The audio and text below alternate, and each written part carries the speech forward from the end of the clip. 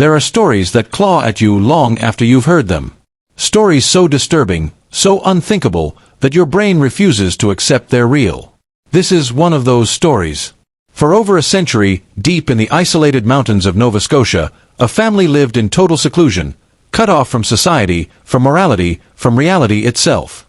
What happened on South Mountain between 1860 and 1984 reads like the darkest horror fiction ever written. Except it's not fiction. It's documented. It's real. And it's possibly one of the most sinister family cases in modern history.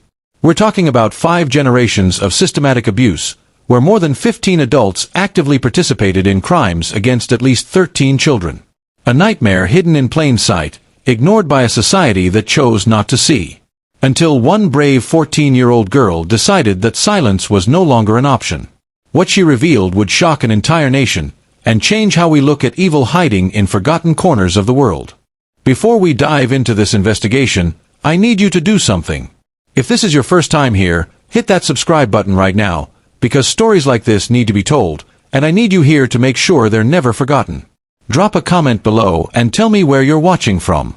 And if this case impacts you the way it impacted me, share it. Let's make sure these voices are never silenced. Now, let's begin. South Mountain. If you've never heard of it, you're not alone.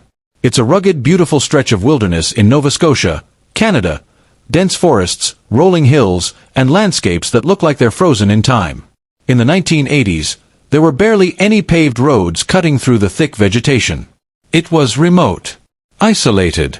The kind of place where you could disappear and no one would come looking.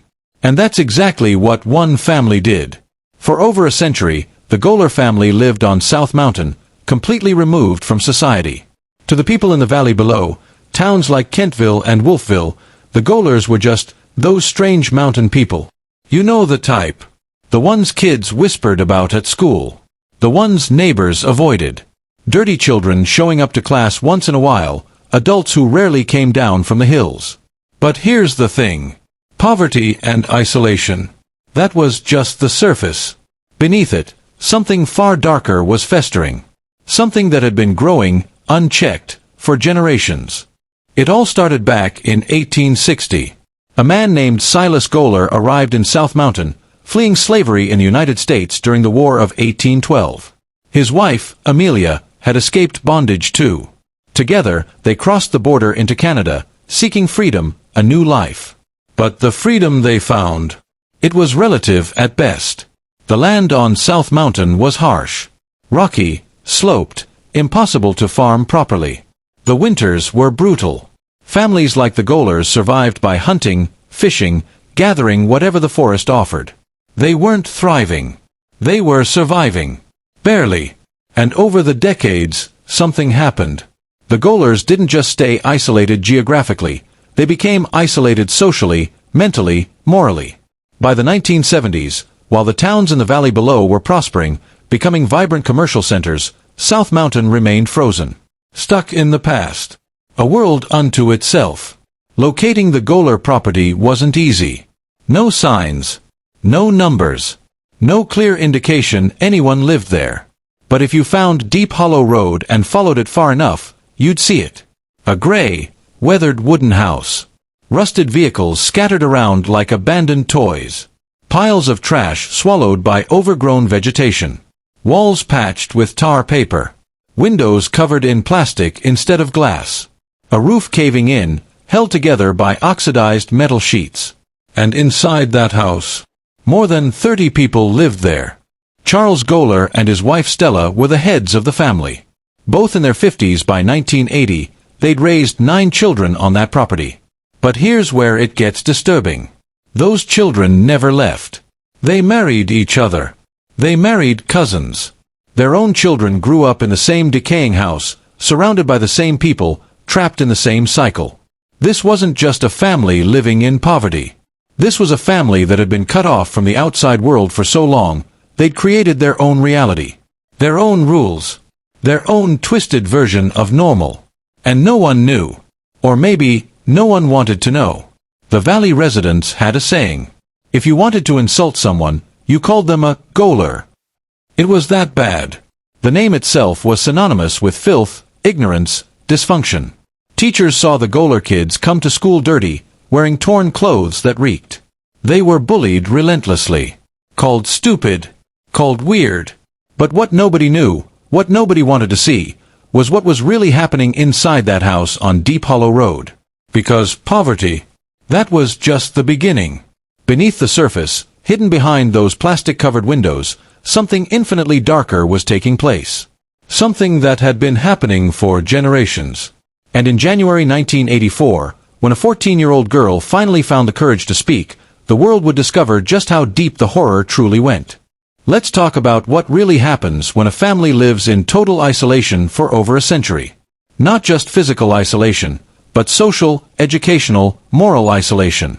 Because that's what the Golers were. A family that had been cut off from the world for so long, they'd evolved into something else. Since 1860, when Silas and Amelia Goler first settled on South Mountain, something began to go wrong. Terribly wrong. There are no clear records of when exactly it started, but genealogical analyses done years later revealed a disturbing pattern. 5 generations of severe inbreeding. Cousins marrying cousins. Brothers and sisters. Parents and children. The results? Devastating. Physical deformities. Mental disabilities. IQs in the bottom 2% of the population. Speech problems so severe that most family members could barely form complete sentences. Almost all of them dropped out of school before 5th grade. Most were functionally illiterate, couldn't read a stop sign, couldn't fill out a simple form. But it gets darker. Much darker. Over the decades, babies were born with deformities so severe they didn't survive more than days, sometimes hours. Others were stillborn. And here's the thing that'll chill you to the bone. These babies were never officially registered. No birth certificates. No death certificates. They simply disappeared. There's strong evidence these infants were buried somewhere on the property. Maybe in the back, where the forest swallowed everything. Maybe scattered across the mountain. Official records mention at least 3 documented infant deaths in the Goler family over the years. But investigators suspect the real number is significantly higher. Think about that for a moment. Generations of babies, born from incestuous relationships, condemned before they even took their first breath. Buried in unmarked graves. No names. No mourning. No memory. Just gone. It was another layer of horror in a family built on buried secrets. But genetics and poverty don't fully explain what happened in that house. Because there was something else. Something that transcended biology. There was a culture of violence and control that permeated every single aspect of life in the Goler clan. And when William Goler, Charles and Stella's son, began assuming control in the 1970s, that culture intensified dramatically. William wasn't the oldest. He wasn't the strongest physically. But he was the smartest, and I use that word loosely. While his siblings could barely speak in complete sentences, William could articulate himself relatively clearly. While the others passively accepted their miserable conditions, William saw opportunities. He saw power. William and the other adult men beat the children for any reason. A wrong look. A poorly done task. An insolent response. The kids frequently showed up at school with visible bruises, split lips, black eyes. But the teachers, most of them did nothing. They were the Golers, after all. What could you expect? William had a favorite punishment. He'd take a child to one of the rusted cars in the yard. He'd order them to place their hands in the trunk opening. And then he'd slam the lid down hard on their small fingers. The sound was horrible. A sickening crack followed by screams. Some children had broken fingers. Others had deep bruises under their nails that took weeks to disappear. William called it a lesson. He said it taught them to obey. There was another time when William took Sandra, his oldest daughter, and pushed her into the narrow space between the wood stove and the wall. The stove was lit. The heat was intense. Sandra was trapped there, unable to move, feeling her skin burn and her hair singe. William left her there until she passed out. When he finally pulled her out, Sandra had second-degree burns and part of her hair was singed off. Nobody took her to a hospital. Nobody properly treated her injuries. They just left her to heal on her own. The children who lived in this environment were deeply traumatized. They never knew what would provoke violence. They walked in silence. They avoided eye contact. They made themselves small, invisible, hoping not to be noticed. And even then, there was no safety.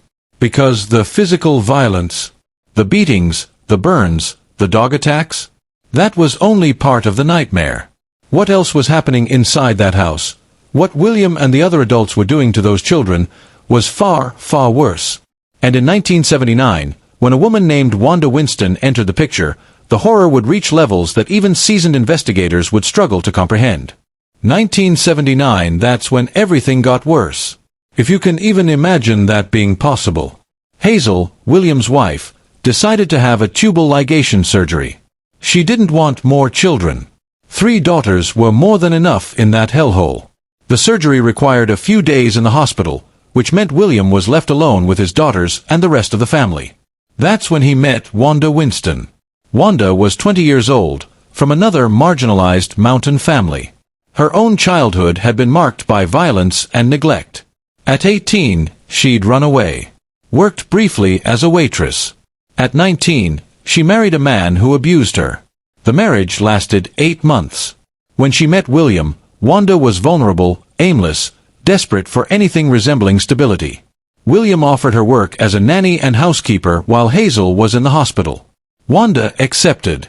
But from day one, it was clear she wasn't there to care for the children or clean the house. The house remained filthy. The children remained neglected. What Wanda really did was share William's mattress. When Hazel returned from the hospital, she expected Wanda to leave. But William had other plans. He informed his wife that Wanda would be staying. And Hazel would just have to accept it. From that moment on, 3 people shared the same filthy mattress on the floor. Hazel was forced to witness William and Wanda together, night after night. When she protested, she was beaten. Hazel tried to escape several times. But she always came back. She had no money, nowhere to go. And her daughters were trapped in that house. Finally, in 1980, Hazel reached her breaking point. She demanded William choose, her or Wanda. William laughed in her face. He said he wouldn't choose anything. That she could stay and accept it, or leave. So Hazel left. She got a small apartment in the valley and immediately sought custody of her daughters. She went to court, presented evidence of the extreme poverty, reported the violence. But when the judge analyzed the case, he made a decision that would haunt those girls for the rest of their lives. He ruled that the girls would be better off with their father. Why? Because William had a house. He had government benefits. The girls were enrolled in school. Hazel was seen as unstable, without resources. The judge granted custody to William. Sandra, Donna, and Lisa would remain at Deep Hollow Road. And Hazel never saw them again. With Hazel out of the way, Wanda assumed a central role in the clan. She gradually supplanted even Stella, the original matriarch, becoming second in command alongside William. And Wanda, she had a deeply disturbing personality. She carried with her everywhere an old worn rag doll. Frayed yarn hair. Dirty dress. One of the button eyes missing. She constantly talked to this doll. Asked its opinion on decisions. Announced punishments through it, using different voices, her own high-pitched, childlike voice, and then a deeper voice that supposedly belonged to the doll. The children learned to fear that doll as much as they feared Wanda. Because when Wanda held the doll close to her face and began talking to it, something bad was about to happen. Wanda also manipulated William through intimacy. She kept him satisfied, and in return, he did everything she commanded. If a child contradicted Wanda, she didn't need to dirty her hands. Just a gesture, a word, and William executed the punishment. The children quickly learned that Wanda was more dangerous than William. Because with William, at least you knew when he was furious. His face turned red. His voice rose. There were signs. Wanda was different. Her face remained calm. Her voice stayed soft and childlike. She smiled while ordering violence. She held her doll and whispered to it. And then something terrible happened. This unpredictability was more terrifying than William's obvious rage. And then came the unspeakable acts. The crimes that are hardest to put into words. Charles Goler, the patriarch in his 60s, had inappropriate relationships with his own daughters. Babies were born who were simultaneously children and grandchildren. Genetic impossibilities that defied moral logic. William, as clan leader, felt entitled to absolute control. And what he wanted was power over everyone, especially the most vulnerable. His daughters, Sandra, Donna, eventually even little Lisa, became victims of systematic abuse that began when they were far too young to even understand what was happening. But it wasn't just William. All the adult men participated. Henry, Cranwick, the brothers-in-law, Roy, Lawrence, Eugene. All of them. Cranwick was the most violent. He laughed during his crimes. He bragged openly. He showed not a trace of remorse. Even Seal, William's paralyzed brother who couldn't physically participate, had a role. He was wheeled in his wheelchair to watch. Someone would position him where he had a clear view, and Seal would watch, making guttural sounds, spasmodic movements that seemed like pleasure. For the children, Seal's presence was almost as traumatic as the acts themselves. Because it added a layer of performance, of spectacle. It wasn't just the crimes, it was the fact that there was an audience. That it was entertainment. The women of the clan knew. They all knew. And none intervened. Some even helped, holding children down to make it easier for the men. When Wanda arrived, the situation became exponentially worse. She didn't just tolerate what was happening. She actively participated with a frequency and sadism that shocked even in this already horrific context. Sandra was her first victim. Then Donna. Then the cousins, Pam, Sally, Annie. Even the youngest children, who could barely speak in complete sentences, who still played with dolls and believed in fairy tales. Wanda also targeted the boys. Doug, Matt, Michael, Jeff. There was no distinction, no mercy. And here's the most psychologically devastating part. The adults forced older children to hurt younger ones. Boys of 12 or 13 were coerced into harming younger girls under severe threats. If they refused, they'd be beaten, or the dog would be released. So they obeyed. And they carried that guilt for the rest of their lives. It was a deliberate strategy of psychological destruction. By turning victims into perpetrators, William ensured no child felt innocent. All carried shame and guilt. And thus, he eliminated any possibility of solidarity among them. But William found yet another way to profit from suffering. He began inviting men from outside, neighbors, acquaintances, strangers, to the property. He'd line up the children against the wall. The visitor would look at them like merchandise and point to one. And what was the payment? A pack of cigarettes. Sometimes a bottle of beer. Occasionally a few crumpled dollars. Think about that. A child's dignity traded for less than the cost of a sandwich. Some children tried to ask for help. Sandra ran away twice. Police found her both times and took her back without investigating. Donna told a teacher. The teacher called William to clarify. William denied everything, said his daughter had mental problems. The teacher believed him. The children were systematically ignored. Because they were Golers. And nobody wanted to get involved with the Golers. But the silence wouldn't last forever. January 1984 arrived at South Mountain like any other winter. Heavy snow covered the roads. Cutting wind swept the slopes. Inside the Goler house, life continued its dark, predictable course. Sandra was now 14 years old. 14 years of life marked by uninterrupted suffering. 14 years of witnessing and enduring horrors no child should ever know. But something in Sandra was changing. Maybe it was her age. Maybe it was school, her only contact with a different world. Maybe it was simply the limit of what a human being can endure. On January 21, 1984, an ordinary Monday, Sandra went to school. Nothing indicated that day would be different from all the others. She entered the classroom, sat at her usual desk, tried to pay attention to the lessons. But she couldn't. Something inside her was overflowing. When the teacher asked her to solve an exercise on the board, Sandra simply didn't respond. She stood still, staring at nothing. The teacher repeated the request. Sandra remained motionless. Finally, the teacher asked Sandra to leave the room and wait in the hallway. It was routine punishment. Sandra was frequently expelled from class for disruptive behavior. But this time, when she was alone in the hallway, Sandra began to cry. It wasn't silent crying. It was uncontrolled, desperate sobbing. All the weight of 14 years of trauma pouring out at once.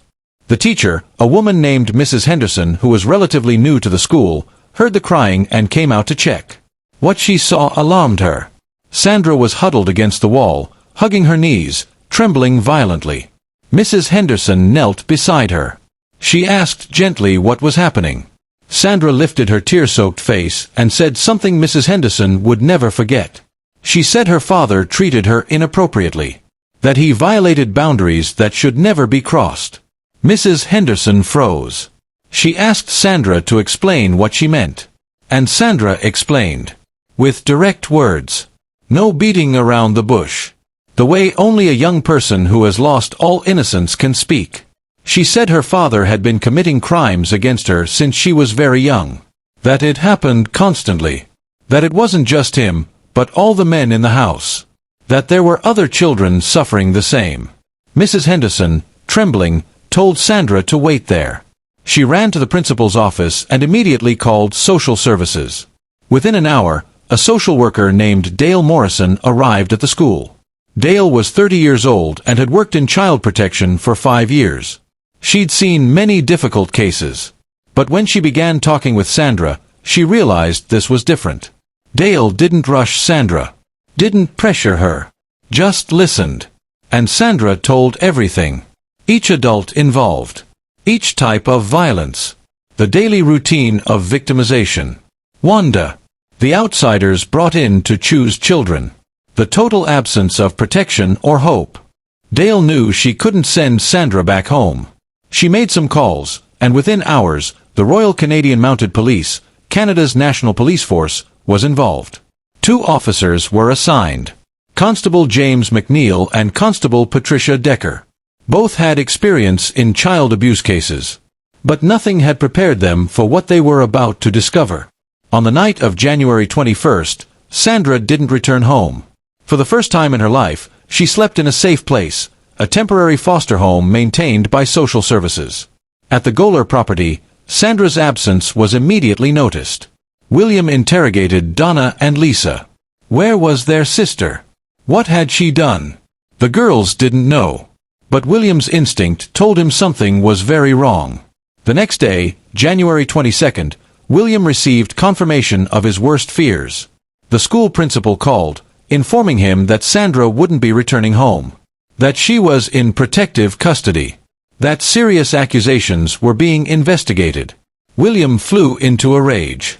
He gathered all the children in the house.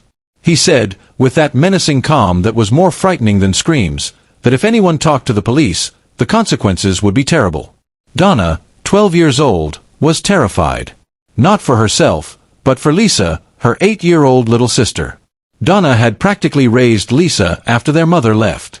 She felt responsible for protecting her. She promised herself she wouldn't say anything. That she would keep the family together. That she would protect Lisa however she could.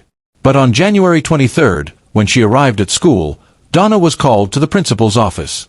Constables McNeil and Decker were there. Donna stiffened. Crossed her arms. Refused to speak.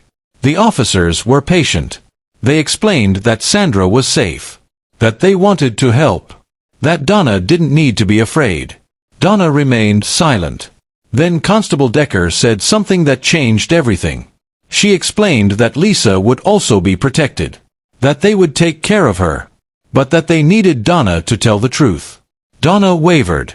She looked at the 2 adults. She saw something in their eyes she'd never seen before. Genuine compassion. And she began to speak. The story Donna told that afternoon completely corroborated Sandra's account. Same names. Same patterns. Same horrors. 2 independent testimonies. 2 young girls who hadn't talked to each other. Identical details. The officers knew they had a solid case. And on the afternoon of January 23, 1984, a police operation was organized. 4 patrol cars climbed the South Mountain Road toward Deep Hollow Road. The nightmare was about to end. Or at least, That's what everyone hoped. The officers were tense as they climbed that mountain road. They knew the Goler family had a reputation for violence. They expected resistance. Maybe even armed confrontation. When they arrived at the property, they found William outside, feeding the dog. He saw the patrol cars. And he didn't move. He just stood there, watching. Constable McNeil approached and announced that William was under arrest on suspicion of crimes against minors. William smiled. Not a nervous smile, but one of arrogance. He extended his wrists for the handcuffs and said there was no problem. That they'd resolve this at the station. He truly believed he could manipulate the officers. That his superior intelligence, at least compared to other family members, would be enough to escape. William was taken to the police station in Kentville. During the initial interrogation, he denied everything with impressive conviction. He said his daughters had mental problems. That they made up stories. That he was a hard-working father trying to support a large family in difficult conditions. But the officers had heard all this before. And they had testimonies from 2 young girls who couldn't have invented such specific and consistent details. William was formally charged and held in custody. And then the investigation expanded. While William was imprisoned, other officers returned to the property with warrants to remove all the children. One by one, the 13 victims were taken from the house and placed in emergency foster care. Donna and Lisa reunited with Sandra. The 3 sisters hugged and cried. For the first time in their lives, they felt something resembling safety. But there was a catastrophic failure in the rescue operation. Doug, 14 years old, cousin of Sandra and Donna, was not removed from the property with the others. There's no clear explanation in official records about why this happened. Maybe because he was older, social workers assumed he was safe. Maybe it was simply administrative error. Whatever the reason, Doug remained in the house. Alone with the broken furniture, the filthy mattresses, and the memories. In the following days, each child was interviewed separately by social workers and specialized psychologists. The stories that emerged were consistent and devastating. All reported victimization. All named the same adults. All described the same atmosphere of terror and control. On January 28th, less than a week after Sandra's first report, police returned to the Goler property with arrest warrants for 14 additional adults. One by one, they were detained. Henry Goler, Cranwick Goler, Stella Goler Jr., Marjorie Goler, Josephine Goler, Mary Goler, Roy Hiltz, Lawrence Johnston, Eugene Brown, Ralph Kelly, Sinclair Gildry, Charlie Goler Jr., and Wanda Winston. When they came to arrest Wanda, she was sitting in the living room holding her rag doll. She looked at the officers and asked in a childish voice what she had done wrong. The officers announced the charges.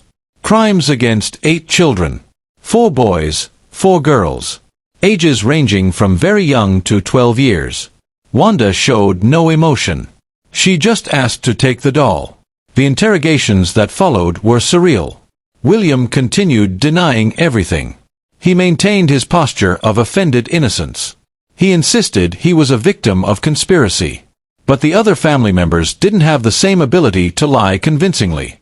Cranwick, in particular, left investigators astounded. When asked about the crimes against the children, he simply laughed. He showed no embarrassment or hesitation. He confirmed everything with disturbing naturalness, as if discussing something trivial, like the weather. When pressed about why he thought this was acceptable, Cranwick responded with distorted logic. It was normal in his family. Everyone did it. He saw no problem. The investigators, trying to maintain professionalism despite the shock, asked specific questions. They asked about Annie, one of the youngest victims. Cranwick's response was even more disturbing. He admitted trying to harm the small child, but explained casually that she was too small physically for him to complete the act. He spoke of this as if it were merely a technical inconvenience, not a moral atrocity. No shame in his voice. No guilt in his posture. No recognition that this was monstrous. Other family members gave equally shocking responses. They admitted the acts without hesitation. Some went further, trying to justify their crimes by blaming the victims themselves. They claimed the children were provocative, that they displayed inappropriate behavior. These were grotesque arguments, But they revealed something important. They knew they needed justification, which meant at some deep level, they knew it was wrong. Roy Hiltz, William's brother-in-law, starred in one of the most bizarre moments. When the investigator used the word incest, Roy seemed genuinely confused. He repeated the word incorrectly, confusing it with insect. The investigator had to patiently explain he was asking about inappropriate relations with family members. Roy was silent for a moment, processing. Then he confirmed that yes, that happened. And that yes, everyone in the family did it. It wasn't calculated stupidity. It wasn't a defense strategy. Roy simply didn't know the word. He'd never been exposed to the concept that it had a specific name, that it was a crime, that it was a universal taboo. The interviews revealed a family completely disconnected from moral or legal norms. Generations of isolation had created their own culture, an alternative reality where these acts were so normalized they weren't even recognized as wrong. But recognition or not, crimes had been committed. The children had suffered. And Canadian law made no exceptions for cultural ignorance. And then came the decision that shocked everyone. The 15 adults were released on bail. The judge ruled that legally, the accused had no prior criminal history. They didn't represent a flight risk according to technical criteria. The law allowed bail. And so, one by one, they returned to the property. Back to Deep Hollow Road. Awaiting trial. And Doug was there. What happened in the following weeks is difficult to fully document. Doug never spoke publicly about that period. But later medical records show he was taken to the hospital with serious injuries. Social workers finally removed him from the property. The adults questioned about Doug's injuries claimed he had fallen. That he had hurt himself. Nobody believed them. But nobody was charged either. It was one of the biggest failures of the entire case. A child clearly identified as a victim was left exactly where predators could reach him again. February 1984 brought heavy snow to Nova Scotia. But in the Kentville courts, the atmosphere was even colder. The 15 arrested adults were presented at a preliminary hearing. Prosecutors presented a total of 170 criminal charges. Aggravated abuse, incest, physical assault, exploitation of minors. It was one of the largest systematic abuse cases ever documented in Canada. The media quickly picked up the story. Newspapers from Halifax, Toronto, and Montreal sent reporters. The CBC, Canada's public broadcaster, deployed teams for continuous coverage. The label, Hillbilly Crime Ring, began appearing in headlines. The Goler case became a national sensation. The defense faced monumental challenges. How do you defend clients who had openly confessed? How do you explain a culture so removed from modern civilization? Lawyers requested psychological evaluations. The results were revealing. All accused adults had significantly below-average IQs. Most functioned intellectually at the level of 8 to 10-year-old children. Educational tests showed that most were functionally illiterate.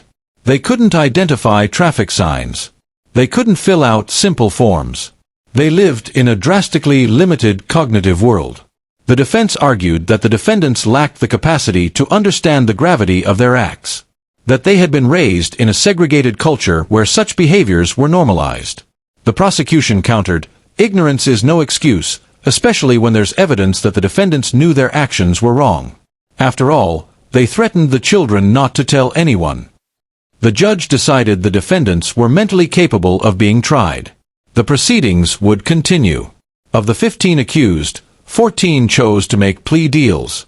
They admitted guilt in exchange for reduced sentences. They didn't want to go through the embarrassment of a public trial. Only William Goler insisted on going to jury trial. He remained convinced he could manipulate the system. William Goler's trial began in April 1984. It was one of the most followed cases in recent Nova Scotia history. When William entered the courtroom on the first day, he caused general surprise. He was unrecognizable. The dirty, slovenly mountain man had disappeared. In his place was a man wearing a dark suit, hair neatly combed, holding a Bible. William announced to the court that he had undergone a spiritual transformation during his imprisonment.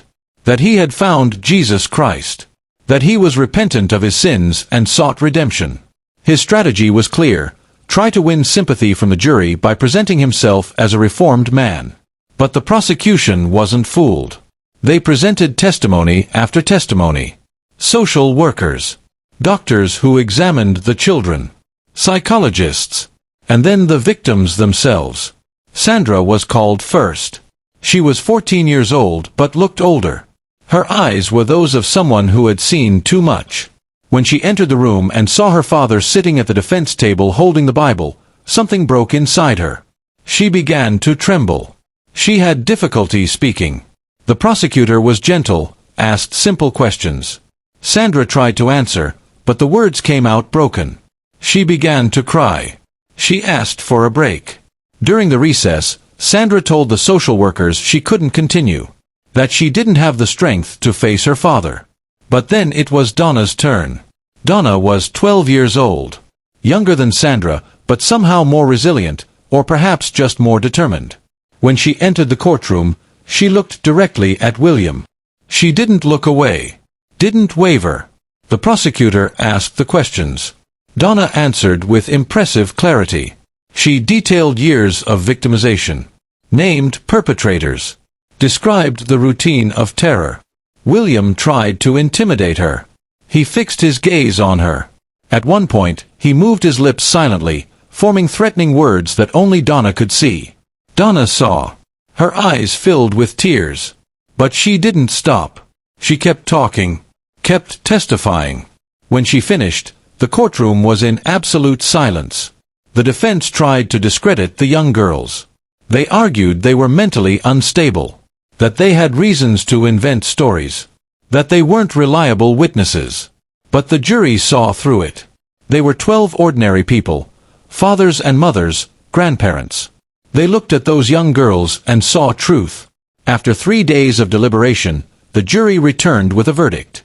Guilty on all charges. William Goler was found guilty of 7 cases of aggravated abuse, incest, and assault. Sentencing would be determined in the following weeks. While awaiting sentencing, William gave interviews to journalists. He continued denying everything. He said he was unjustly persecuted, that his daughters had betrayed him, that God would vindicate him. He carried the Bible everywhere. He quoted verses. He presented himself as a Christian martyr. But in the surrounding community, nobody bought his performance. In June 1984, the moment of sentencing arrived. The courtroom was packed. Journalists, social workers, curious onlookers, all wanted to know how long those monsters would spend behind bars. William Goler was the first to be sentenced. 7 years in medium-security federal prison. The prosecution had asked for 15 years. Activists demanded life imprisonment. But 7 years was what the judge determined, claiming it was the maximum allowed by the era's guidelines for that type of crime. It was the heaviest sentence of the entire case. The others would receive less. Much less. Wanda Winston, who had victimized 8 children for 5 consecutive years, received only 4 years. Less time imprisoned than the time she spent committing the crimes. Cranwick Goler, described by investigators as the most violent and sadistic of all, received 5.5 years. He would be eligible for parole in less than 3. Henry Goler, who had also actively participated, received 3 years. Roy Hiltz, who had perpetrated crimes against children as young as 7, received only 1 year. 12 months. The family women, Josephine and Mary, who held the children while the men acted, received 1 year each. They would be released in months for good behavior. The other participants, brothers-in-law, neighbors, strangers who had been invited to choose children in exchange for cigarettes, received sentences ranging from 6 months to 2 years. When the last sentence was announced, heavy silence fell over the courtroom. Outside on the courthouse steps, child rights activists protested, shouting that the system had failed, that those sentences were an insult to the victims. But legally, there was nothing more to be done. The sentences were within legal parameters. All the convicted were sent to federal prisons. And the children, they were distributed through foster homes throughout Nova Scotia. Sandra, Donna, and Lisa, the 3 sisters, were separated. No family wanted to adopt all 3 together. They were considered too difficult. They carried deep traumas. They would require years of therapy. Sandra went to a family in Halifax, Donna to another in Truro, Lisa to a third in Wolfville. They saw each other occasionally at supervised meetings, but the closeness they had, the bond forged in suffering, began to dissolve. The other children from the clan were also separated and scattered. Some were adopted. Others remained in the foster system until adulthood. All received psychological counseling, but the traumas were deep. Therapists said those children carried scars that would never completely heal. Justice had been served, technically. But was it really justice? 7 years for destroying multiple childhoods? 4 years for years of sadistic abuse? 1 year for unspeakable crimes? The survivors didn't think so. And neither did anyone watching.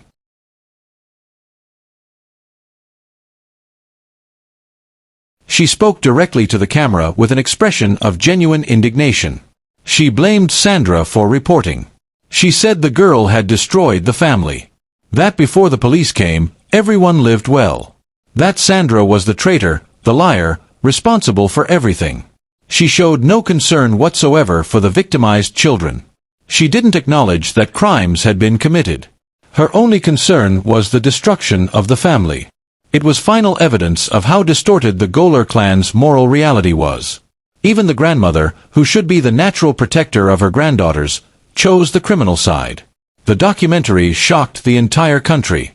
It provoked national debates about rural poverty, failures in the child protection system, and the limits of social responsibility. Canadians, accustomed to seeing themselves as a progressive and safe society, were forced to confront uncomfortable realities. A family had victimized children for generations less than 2 hours from modern, prosperous cities.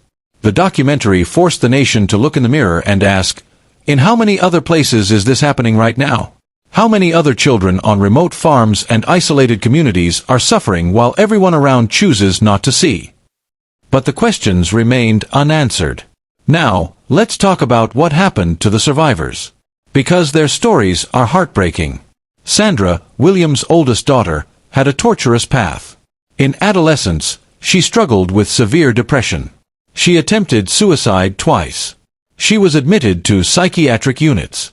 At 18, she made a decision that shocked her social workers. She tried to return to the Goler family. She showed up at Deep Hollow Road asking to be taken back. Perhaps it was Stockholm Syndrome. Perhaps she simply didn't know how to exist outside that reality. Perhaps she sought some kind of closure she would never find. But William rejected her. He said she was a traitor. That because of her, the family had been destroyed. That she was no longer welcome. Sandra left more lost than before. In the following years, Sandra drifted between small Nova Scotia towns. Temporary jobs. Abusive relationships. Addictions. Her story ends in silent tragedy. Data about her whereabouts or final fate aren't public. Records indicate she lived until at least the late 1990s, but after that, nothing. Sandra simply disappeared from records, another casualty of the horror she'd endured. Donna had a different trajectory. Despite the traumas, or perhaps because of them, she developed remarkable inner strength. At 21, she was in a relationship with a man who violated her. She became pregnant. When the child was born, the man demanded custody.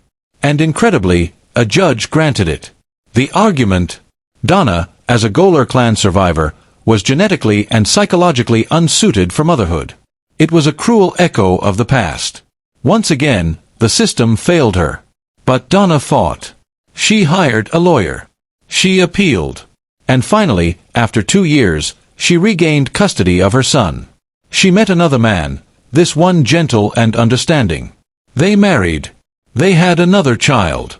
Donna got work as a nursing assistant. She dedicated herself to caring for others, channeling her pain into compassion. She also became an activist. She gave interviews. She gave lectures. She pressed for changes in the law. In the following years, Donna led campaigns to strengthen penalties for crimes against minors. She argued that sentences of 1 or 2 years were a mockery of justice. That predators needed to be kept away from children for significant time. Thanks to her efforts, some laws were revised. Not everything she wanted, but something. Minimum sentences were increased. Post-prison monitoring was strengthened. Offender registration was expanded. Donna carried her story publicly without shame. In interviews, she spoke openly about what she had suffered, not out of masochism, but because she believed silence was dangerous. Years later, in an article published in a local newspaper, she wrote about the importance of not forgetting. She explained that when societies choose to erase uncomfortable memories, when they prefer to pretend certain horrors never happened, they create conditions for them to repeat. Lisa, the youngest of the three sisters, is the most enigmatic. There's almost no information about her. She was adopted by a family in rural Nova Scotia. The family kept her identity protected.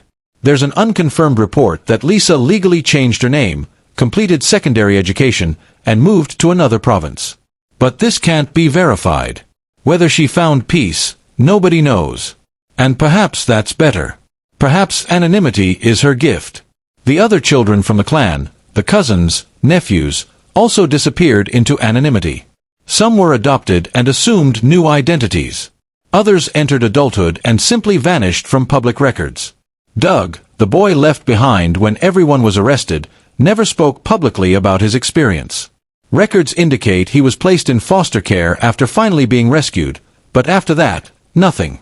A book was written about the case in 1997, On South Mountain, The Dark Secrets of the Goler Clan, by David Cruz and Alison Griffiths. It's the most complete source on the case, based on interviews, court records, and testimonies. The book is hard to find. Few libraries keep it. It's out of print. Used copies are sold online for hundreds of dollars. There's a theory this was intentional. That there was a deliberate effort to suppress the story. To prevent the Goler name from continuing to circulate. To allow the victims to live without being constantly identified. The survivors carried on as best they could. Some rebuilt lives. Others were consumed by darkness. But all of them, every single one, carried scars that would never fully heal. You'd think the story ends there, right? The criminals served their time. The survivors moved on. Justice, however inadequate, was done. But evil like this doesn't just disappear. In the late 1990s, Donna returned once to South Mountain. It was something she felt she had to do, confront the place where her childhood had been stolen. She drove slowly down Deep Hollow Road, looking out the window. The house was still there, more deteriorated than ever, but standing. And then she saw something that made her heart stop. Toys in the yard. A rusted red tricycle. A faded plastic ball. A one-armed doll thrown in the grass. Toys. Which meant children. Donna sat there, hands trembling on the steering wheel. Her first instinct was to get out, knock on the door, demand to see if there were children inside. Her second instinct was to run away and never return. In the end, she did the only thing she could. She grabbed her cell phone and called the police.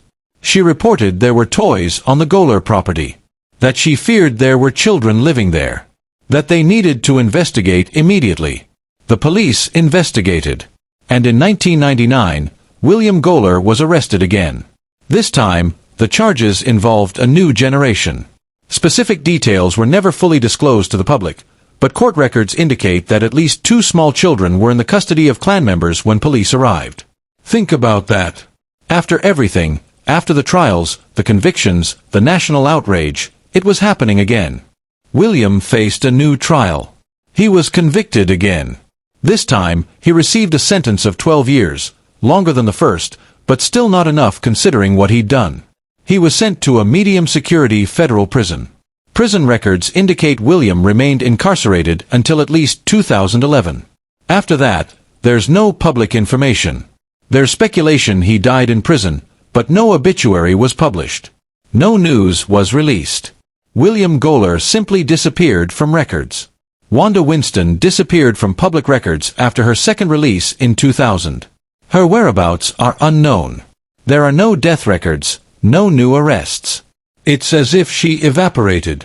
The property in South Mountain was eventually abandoned. The house slowly crumbled under the weight of time and neglect. Today, little remains beyond rotted foundations and debris covered by vegetation. Deep Hollow Road still exists, but nobody lives there. It's a road to nowhere, a path that leads only to ruins and memories of unspeakable horror. In Kentville and neighboring towns, the Goler name still provokes chills. People who lived through the 1980s remember. They remember the trials, the testimonies, the shock of discovering what had been happening in their own backyard. But for younger generations, it's forgotten history. A nightmare that time buried. There's no memorial. No plaque. Nothing marks the place where those horrors occurred. It's as if society had collectively decided to erase the memory. To bury the past along with the rubble. But here's the uncomfortable truth. Forgetting is dangerous. When we choose not to look at the dark corners of our society, when we pretend certain horrors don't exist or can't happen again, we create the perfect conditions for them to repeat. The Goler case wasn't an isolated incident that happened in a vacuum.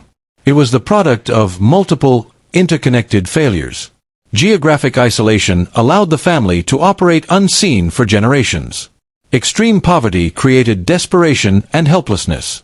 Lack of education meant no one in the family understood that what was happening was wrong, or at least, that's what they claimed. Social stigmatization prevented intervention. The Valley community knew the Golers were different, troubled, dysfunctional. But instead of helping, they turned away. They didn't want to get involved. They dismissed the children's suffering because they were just Golers. And most importantly, there was the collective choice not to see what was right before their eyes. Teachers saw bruises and did nothing. Neighbors heard rumors and stayed silent. Police returned runaway children without investigating why they'd run. Judges made decisions that put children back into dangerous situations. Everyone failed. And the children paid the price. The 1999 rearrest proved that the danger never truly went away. That released predators returned to the same place, the same patterns, potentially the same crimes. It took Donna's vigilance, a survivor who refused to forget, who refused to look away, to trigger the second intervention. But how many other places didn't have a Donna? How many other isolated communities harbored similar horrors that no one was watching for? The Goler clans returned to South Mountain. The discovery of children in their custody again was a wake-up call that Canadian society largely ignored. The media covered it briefly. There was some local outrage. And then, once again, silence. The property was eventually abandoned for good. The last members of the clan either died, moved away, or simply faded into obscurity. Deep Hollow Road was eventually renamed. More recent maps don't even show the path. It's almost as if it never existed. But it did exist. The scars remain. The survivors carry them every single day. And the lesson, the one we keep refusing to learn, remains as urgent as ever. Evil like this doesn't thrive alone. It thrives when good people choose not to act. So what do we take away from all of this? What do we learn from a story so dark, so disturbing, that most people would rather forget it ever happened? Here's the truth. The Goler clan case is a horror story, yes. But it's also a survival story. And most importantly, it's a lesson in collective responsibility. Children cannot protect themselves. They depend entirely on adults who choose to see, choose to hear, choose to act. Sandra, Donna, Lisa, and all the other children from the Goler clan asked for help for years. They showed up at school with bruises. They ran away. They told teachers. They tried everything a trapped child could try. And they were silenced. Time and time again. Ignored. Dismissed. Sent back into the nightmare. Until one teacher decided to listen. One social worker decided to believe. 2 police officers decided to investigate. And that made all the difference. Too late to save childhoods already destroyed, but not too late to save lives. The survivors lived. Not all intact. Not all happy. But alive. And some, like Donna, transformed their pain into purpose. They became voices for those who cannot speak. They fought for legal changes. They refused to let society forget. That is perhaps the only glimmer of light in this entire dark story. But there's a debate that continues to this day. Should cases like the Goler clan be remembered or forgotten? Some argue that keeping the memory alive only perpetuates suffering. That victims deserve peace, not constant reminders of their trauma. Others argue the opposite, that forgetting is dangerous. That when societies choose not to look at their past horrors, they create conditions for them to repeat. The truth is probably somewhere in the middle. Individual victims absolutely deserve privacy and peace. They deserve the right to rebuild their lives without being constantly identified by their worst traumas. They deserve anonymity if they choose it. But collective history needs to be remembered. Not out of morbidity. Not for sensationalism. But as a reminder of necessary vigilance. Because the Goler case didn't happen in a vacuum. It was the product of multiple systemic failures that still exist today. Geographic isolation still shields abuse in remote communities. Poverty still creates vulnerable populations. Social stigmatization still prevents intervention. And the collective choice not to see, that's still the biggest problem of all. Today, South Mountain remains as beautiful and as dangerously silent as ever. Tourists visit the region for the scenery. They walk the trails. They admire panoramic views of the Annapolis Valley.